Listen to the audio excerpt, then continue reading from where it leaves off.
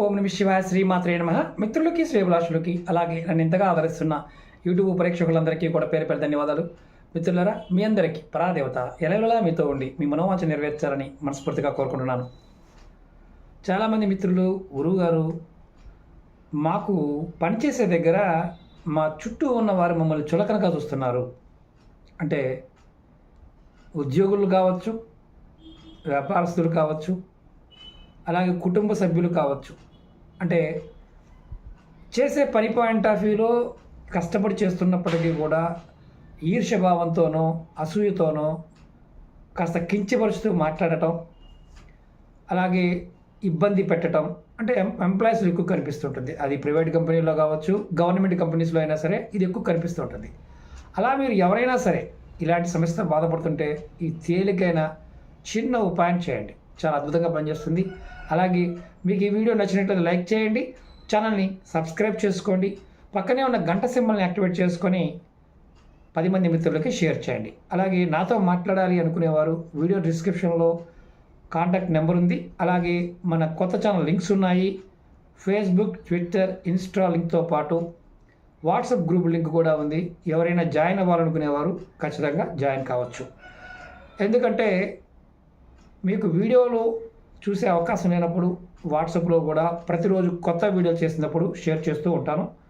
పాత వీడియోలు ఎలాగా రెగ్యులర్గా మన టీం షేర్ చేస్తూ ఉంటారు. ఇప్పుడు ఈ ఉపాయం ఎవరు చేయాలనే చెప్తాను. ఇంతకుముందు చెప్పాను, శత్రువులు మామూలుగా ఇంట్లో ఉన్న వాళ్ళు కానీ, బయట వాళ్ళు కానీ, ఎంప్లాయీస్ కానీ, అది ప్రైవేట్ కంపెనీ, గవర్నమెంట్ కంపెనీ, ఇలా ఎవరైనా ఈ చేయొచ్చు. అంటే మీ పైన ఉన్న వారు మిమ్మల్ని ఇబ్బంది పెడుతూ ఉంటే ఈ ఉపాయం చేయాలి. అంటే ఉదాహరణకి ఉద్యోగులు చులకనగా వస్తున్నారు అనుకోండి, ఈ ఉపాయం చేయడం వల్ల మీకు ఉద్యోగ అభివృద్ధి కలుగుతుంది. అలాగే ఆర్థిక సమస్యలు మిమ్మల్ని వెంటాడుతూ ఉంటే అవి కూడా తగ్గిపోతాయి. అంటే మీకు ఆర్థిక సమస్యలు వెంటాడుతున్నాయి అనుకోండి, ఖచ్చితంగా మీరు ఇది చేయాల్సిందే. మీరు ముందుగా ఏం చేయాలంటే, మీరు ఎక్కడైతే డ్యూటీకి వెళ్తారో డ్యూటీకి వెళ్ళినప్పుడు మీరు కూర్చునే సీటు కానీ ఆ టేబుల్ని శుభ్రం చేసుకోండి. ఒక క్లాత్ తీసుకొని దాన్ని శుభ్రం చేసుకోండి. ఆల్రెడీ మీకు అసిస్టెంట్స్ ఉన్నప్పటికీ కూడా వాళ్ళు శుభ్రం చేసినప్పటికీ కూడా మీరు మీ సీట్ని శుభ్రంగా ఉంచుకోవాలి, డస్ట్ లేకుండా. ఆ తర్వాత మీ శరీరం ఎంత శుభ్రంగా ఉంటుందో మీరు కూర్చునే సీటు, మీరు ముందున్న టేబుల్ కూడా అంతే శుభ్రంగా ఉంచుకోవాలి.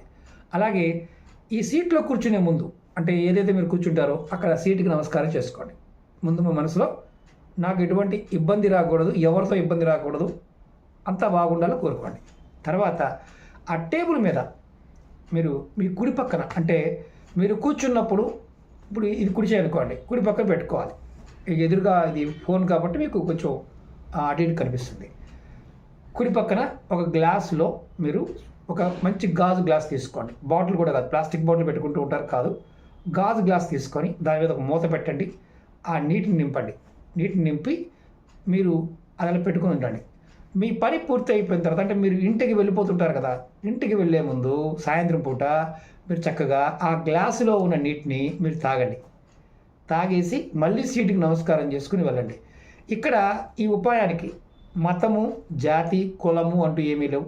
ఏ మతస్థుడైనా, ఏ కులస్థుడైనా, ఎవరైనా ఈ ఉపాయం చేయవచ్చు. ఇలా చేస్తే అధికారులు కానీ, మీ కింద ఉన్న ఉద్యోగులు కానీ, మీ పైన ఉన్న ఉద్యోగులు కానీ, అలాగే ఉద్యోగంలో అభివృద్ధి లేదు, నాకు ఆర్థికంగా ఇబ్బంది పడుతున్నాను అనుకునేవారు కానీ ఇది చేయటం వల్ల ఆ సమస్య నుంచి బయటపడతారు. ఎవరైనా చేయవచ్చు.